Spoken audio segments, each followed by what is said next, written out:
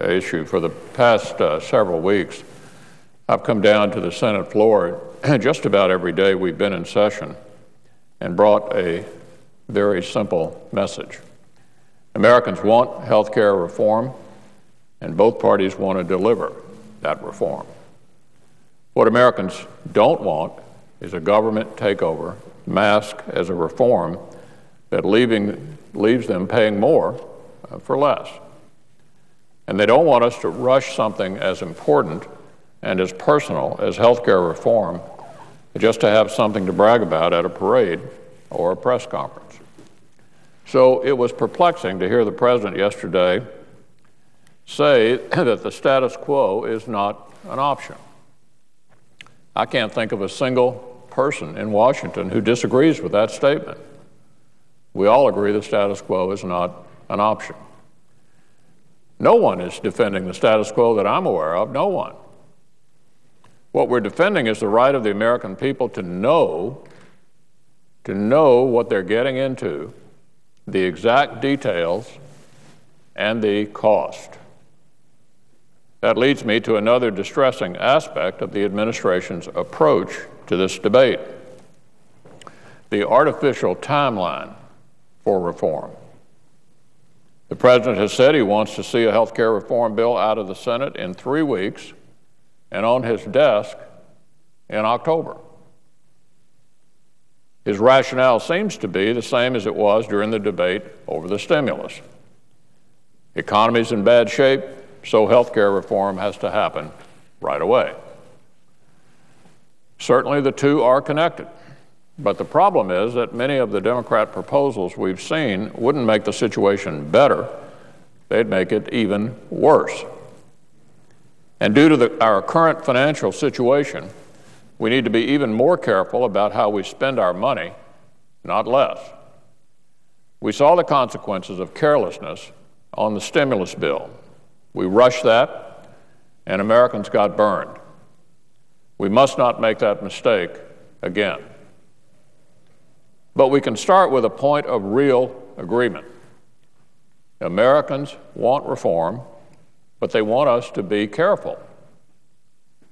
And artificial deadlines virtually guarantee a defective product. Virtually guarantee a defective product. Look no further than the drafts that are coming out of the House and Senate this very week. Both of them are shot through with weaknesses and deficiencies typical of a rush job. First, they cost way too much. According to early estimates, the House bill would cost more than $1 trillion over the next 10 years, and yet, listen to this, it still wouldn't cover all the uninsured. $10 trillion and wouldn't cover all the uninsured. It includes a new tax on small business that could keep companies from hiring low-wage employees. It creates a new nationwide government-run health plan that could force millions off their current insurance. And one of the worst parts is that advocates of the House bill want small businesses and seniors to pay for it. Small businesses and seniors, they want to pay for it. Businesses would pay through new taxes, seniors through cuts to Medicare, cuts that hospitals in my home state simply can't sustain. I've talked to the hospitals in Kentucky who are really worried about the impact these Medicare cuts would have on the services that Kentucky hospitals currently provide to seniors. And I'd encourage all of my colleagues to talk to the people who care for patients day in and day out at hospitals in their own states and see what they have to say about this proposal. It may be a lot different than what some of the interest groups here in Washington are saying. Small businesses are worried too. At a time when the unemployment rate is already approaching 10%, the new tax on small business will inevitably lead to even more job losses. And business groups across the country who've seen the details of the House bill are warning that it would certainly kill jobs. Under the House bill, taxes on some small businesses could rise as high as roughly 45%. Let me say that again. Taxes on small business up to 45%,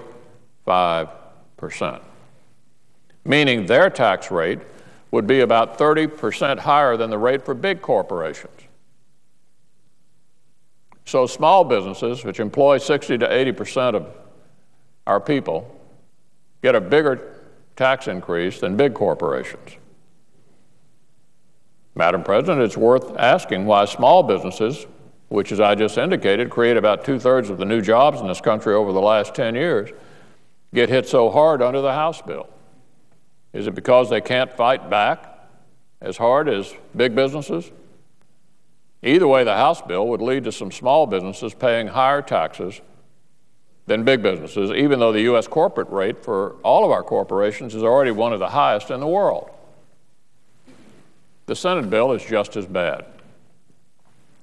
As currently written, the Help Committee bill would increase the federal deficit by at least $645 billion, at least that much. If you add all the Medicaid changes the Help Committee anticipates, it increases the federal deficit by more than $1 trillion at a time when we're already spending about $500 million a day just on interest on the national debt so far this year. $500 million a day in interest on the national debt so far this year. It, too, would kill jobs by requiring businesses to either insure all of their employees or pay a tax if they don't. It would levy a tax on those Americans who don't have or can't afford health insurance. It also fails to reform malpractice laws. It spends billions of dollars on projects unrelated to the crisis at hand. It forces millions of Americans off of their current plans. Forces millions of Americans off of their current plans, despite repeated assurances from the administration that it doesn't. And like the House bill, it creates a nationwide government plan that could lead to the same kind of denial, delay, and rationing of care that we see in other countries. Healthcare reform is vital, but it's not easy. And if the House bill and the Help bill are any indication, it's certainly not something that should be rushed. Both bills are too expensive, particularly for small businesses and seniors. They're too disruptive of the health care Americans currently have, and they're ineffective in addressing the health care problem in its entirety. Americans have a right to expect that we'll take enough time on this legislation not to make the same mistake that we made on the stimulus. The House and Senate bills we've seen this week show that we're not there yet. Not even close. We need to slow down and let the American people see what they're getting into with these so-called reforms. We all want reform, but we want the right reform. Madam President, I suggest the absence of a quorum. The clerk will call the roll. Mr. Akaka.